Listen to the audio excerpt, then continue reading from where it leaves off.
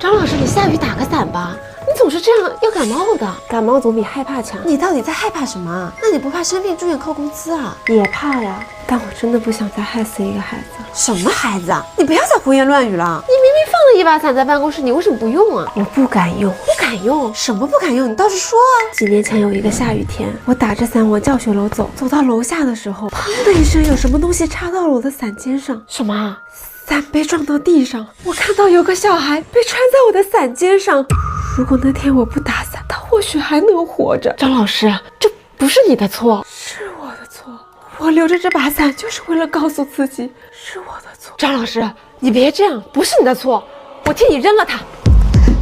这么沉啊！它还在伞上面呢。